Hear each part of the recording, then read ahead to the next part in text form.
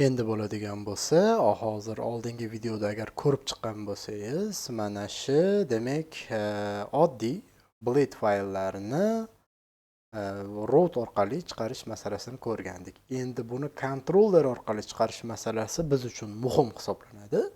Shuning uchun biz controllerni hosil qilib olishimiz kerak. Agar kimdadir controllerlarni hosil qilish bo'yicha muammolar bo'ladigan bo'lsa, bu uchun Laravelni dogisiga kirish kerak, ya'ni qo'llanmasi bor. Shu yerdan agar controller desak, mana controllers, mana shu yerda controllerlar bilan ishlash, ularning holatlari, nima ish qilish kerak, qanday jo'natish mumkin, barchasi mana shu yerlarda yozilgan. Endi mana eng birinchisi, eng muhim narsalardan bittasi bu o'sha controllerni hosil qilib olish masalasi. Buni PHP Stormda ishlayotgan bo'lsangiz, to'g'ridan to'g'ri terminal orqali hal qilish mumkin. Terminal orqali qanday qilinadi desak, mana PHP artisan make, ya'ni make hosil qilish kerak. Nimani? 2 nuqta controllerni, endi keyin controllerning nomi yozilishi kerak. Endi controller nomi yozilayotgan mahalda albatta uni maqsadli qilish maqsadga muvofiq bo'ladi.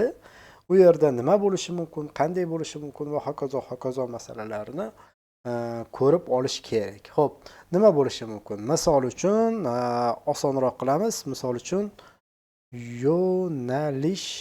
yo'nalish controller deylik. Mana yo'nalish controller. Albatta qanday hosil qilmoqchi bo'lsangiz, uni nomini yozib qo'yishingiz kerak bo'ladi. Yo'nalish, undan keyin controller deb qo'shimcha qo'shib qo'yishingiz kerak. Siz bunga majbursiz. Bu formula mana shunday bo'lishi shart va siz barcha uni 5 ta bo'ladi, 6 ta 5 ta bo'ladi funksiyalari, ulardan foydalanmoqchi bo'lsangiz, albatta oxirgi chiziqcha bilan R tugmachasini qo'shib qo'ysangiz, uni barcha resurslari bilan hosil qilib beradi. U qayerda hosil bo'ladi? U yuqorida appning ichida, HTTPning ichida, mana shu controllers degan katalog ichida hosil bo'ladi. O'zi eng ko'p ishlatiladigan, bilish kerak bo'lgan narsalar, demak, rootning ichida PHP borligi, boshlovchilar uchun resursning ichida Vue kerakligi, appning ichida HTTPning ichida controller borligi, model borligi, mana shular eng muhimlaridan biri hisoblanadi. Hozir bu yerda yo'q. Qachonki mana shu yerga hozir enter tugmachasini bosamiz, mana bizda aytyapti, muvaffaqiyatli hosil qilindi. Muvaffaqiyatli hosil qilinganini mana shu yerdan ko'rish mumkin. Agar biz bu yerga ochadigan bo'lsak, buni ichida mana shu yerda ko'rishimiz mumkin. Mana yozuvlarsiz controller hosil qilishni aytib ketmayapman. Bunaqa ham mumkin. Yozuv bilan yoki bu izoh, agar nimadir qilishni bilmasangiz, mana shunaqa sizga izoh sifatida tayyor holatda nima ish qilish kerakligi o'sha bo'limlarda aytib o'tib ketilgan. Xo'p, biz chiziqcha R ni bosganimizda resurslar hosil bo'ldi. Bular nimalar edi? Bular indeksida, ya'ni bu sinf holatida hosil bo'ladi. Controller bilan kengaytiriladi. U mana shu yerda turadi, namespace, ya'ni qayerda turganligi, unga imkoniyat berilyapti, kelayotgan ma'lumotlar bilan ishlash imkoniyati degani mana bu keladi. Bizda demak indeks birinchisi hisoblanadi asosiy. Keyin agar nimadir qo'shish kerak bo'lib qolsa, jadvalga oid bo'ladigan bo'lsa, create'lar bilan ishlash mumkin bo'ladi. Ma'lumotga create'da ma'lumot yozgandan keyin backendda ma'lumotlarni saqlash uchun store kelayotgan ma'lumotlarni qabul qilib bazaga yozib qo'yadi jadvalga. Show, ya'ni o'sha kerakli rekordni sahifada gavdalantirish uchun show kerak bo'ladi. Bu yerda edit, ya'ni tahrirlash kerak bo'lib qolsa, blade faylga jo'natib bemalol tahrirlashimiz imkoniyati sahifaga yuborishimiz kerak.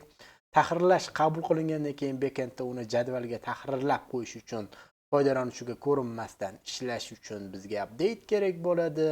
Agar o'chirish kerak bo'lib qolsa, destroydan foydalanishimiz mumkin. Albatta biz o'chirishda soft delete, ya'ni hard delete, soft delete bo'ladigan bo'lsa, soft delete dan foydalaniladi. Bu yaxshi. Xo'p.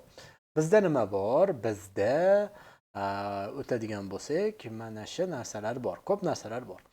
Bizga bu yerdan muhimlari nimalar? Biz bu yerga asosiy controller orqali mana bularni jo'natish kerak bo'lib qolsa, demak biz avvalo mana shu yerga qo'shib olishimiz kerak bo'ladi. Use qilib albatta kontrollerni o'zini. Mana shu yerda yozib qo'ydim. Mana shu holatda qo'shasiz. Use u app jadvalida HTTP'da controllersda turadi. O'zingizni kontrolleringizni nomi bilan qo'shib qo'yishingiz kerak birinchisi. Demak, kelamiz. Bizda endi kontroller manzil emas-ku, yo'nalish kontroller. Biz o'shani qo'shib qo'yishimiz kerak bo'ladi.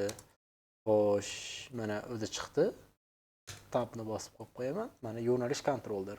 Bu nofaol turgani sababi hali biz bundan foydalanganimiz yo'q. Agar biz bu yo'nalish kontrollerdan foydalansak ichkarida, bu yuqoridagi routga o'xshab faol holatga o'tib qoladi. Xo'p, keling, mana shuni getni o'zgartirib ko'rishimiz mumkin. Bizda birinchi degan blade file mavjud. Biz buni u orqali qilmoqchi bo'lsak, endi biz buni get orqali qilmaymiz.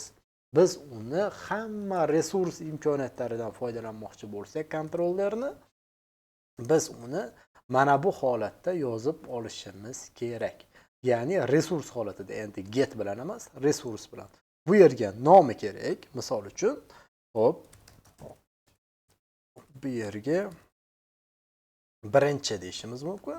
Mana bu yerga bo'ladigan bo'lsa, kontroller nomini yozamiz. Kontrollerimiz yo'nalish kontroller. Mana yozib qo'ydim. E'tibor bergan bo'lsangiz, mana shuni yozganimdan keyin mana bu narsa faol holatga o'tdi. Endi bu yerdan to'g'ridan to'g'ri birinchi blade faylini birinchi degan routga chiqarish uchun kontrollerdan hali hech narsa yo'q. Mana bularni ham yo'q deb hisoblab turaylik. Hech narsa yo'q. Bu shunchaki turibdi. Uni ham keyinchalik o'zgartirib tashlaymiz.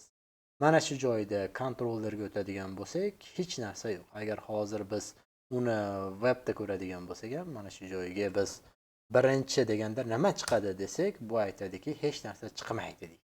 Nimaga? Chunki yo'l bor, oppoq turibdi. 404 berikka yo'q, root bor. Agar root yo'q bo'lganida edi, mana oxirga bir qo'shib qo'yay, 404 bergan bo'lardi. Lekin bizda root bormi? Demak, oppoq holatda turaveradi. Biz hali bu yerga hech narsani uzatmaganmiz.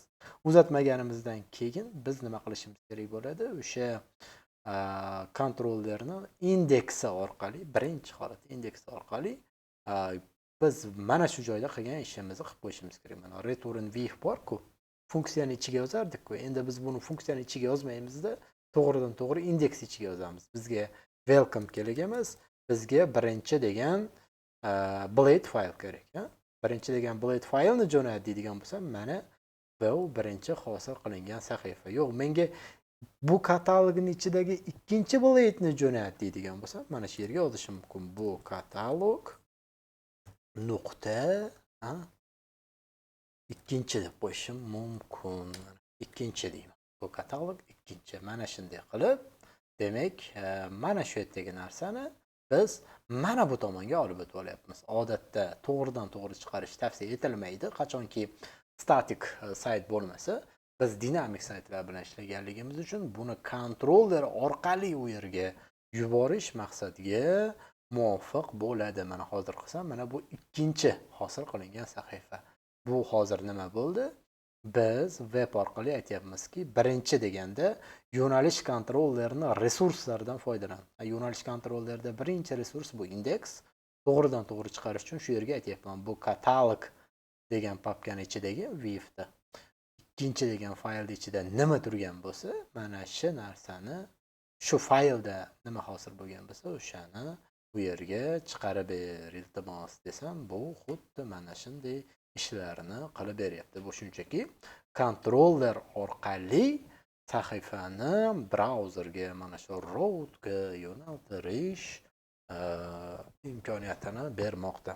Bo'ladi, bu ham ikkinchi videoda. Demak, biz kontroller orqali buni yuborishni o'rgandik. Hozirda ham mana shu joyda qanaqa kodlar ishlatganmiz, route list qilib ko'raylik, nimalar bor. Mana e'tibor beramiz, yaxshilab e'tibor bering. Mana bizda birinchi degan narsa bor. Birinchi get orqali boshini oladi. Qayerdan oladi? Yo'nalish kontrollerini birinchi store'da, mana birinchisi indeksdan oladi. Birinchi store'ga ma'lumotni jo'natishi mumkinmi? Ha, qanday uslubda? Post uslubida.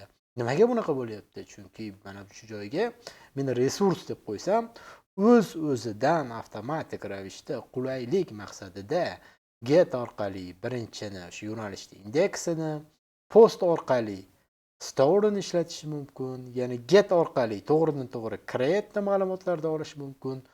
Show degan metodiga, resursiga mana shu figura layout ichida uni qiymatini jo'natish mumkin degan ma'noni bildiradi.